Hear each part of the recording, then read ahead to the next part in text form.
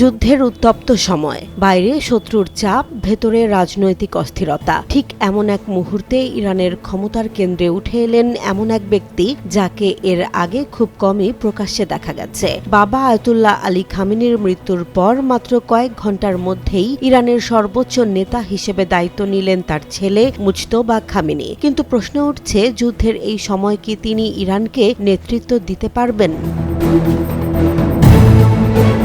Israeli হামলায় Ayatollah Ali খামেনির মৃত্যুর পর ইরানের ক্ষমতার শীর্ষে বসেছেন তার দ্বিতীয় ছেলে মুজতবা খামেনি। 1979 সালের ইসলামী বিপ্লবের পর তিনি হলেন দেশটির তৃতীয় সুপ্রিম লিডার। তবে দায়িত্ব নেয়ার মুহূর্তটাই সবচেয়ে কঠিন, কারণ ইরান এখন একাধিক ফ্রন্টে চাপের মুখে।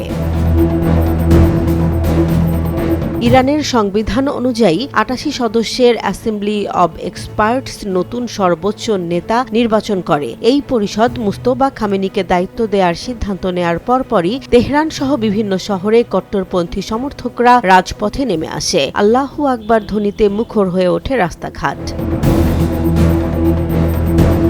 ইরানের নিরাপত্তা বাহিনীগুলোও দ্রুত নতুন নেতার প্রতি আনুগত্য ঘোষণা করেছে। রাষ্ট্রীয় টেলিভিশনে প্রচারিত ফুটেজে দেখা গেছে, নতুন করে ছোড়া কিছু ক্ষেপণাস্ত্রের গায়ে লেখা ছিল, আপনার সেবায় নিয়োজিত সৈয়দ মুজতবা। তবে ক্ষমতায় আসার সঙ্গে সঙ্গেই সমর্থনের পাশাপাশি তীব্র বিরোধিতার মুখেও পড়েছেন তিনি। কয়েক মাস আগেই সরকার বিরোধী বিক্ষোভে অংশ নেয়া আন্দোলনকারীরা আবারও রাজপথে নেমে মুজতবার মৃত্যু চাই স্লোগান দিয়েছে। অনেকের মতে এই পরিবর্তনের ফলে ইরানের শাসন ব্যবস্থা আরও কঠোর হয়ে উঠতে পারে। মুজতবা খামেনি দীর্ঘদিন ধরেই ইরানের ক্ষমতার অন্তরালে প্রভাবশালী ব্যক্তি হিসেবে পরিচিত। কিশোর বয়সে তিনি ইসলামিক রেভলিউশনারি গার্ড কোরে যোগ দেন এবং পরবর্তীতে কুম শহরে ধর্মীয় শিক্ষা গ্রহণ করেন। এই বাহিনী এখন শুধু সামরিক শক্তি নয়, ইরানের অর্থনীতি ও নীতি নির্ধারণেও বড় ভূমিকা রাখে। রাজনৈতিক বিশ্লেষকদের মতে রেভলিউশনারি গার্ড শক্তিশালী সমর্থনই মুজতবার ক্ষমতায় ওঠার অন্যতম কারণ। আলী লারিজানি ও পার্লামেন্ট স্পিকার মোহাম্মদ বাকের কালিবফের মতো প্রভাবশালী নেতাদের সঙ্গেও তার ঘনিষ্ঠ সম্পর্ক রয়েছে।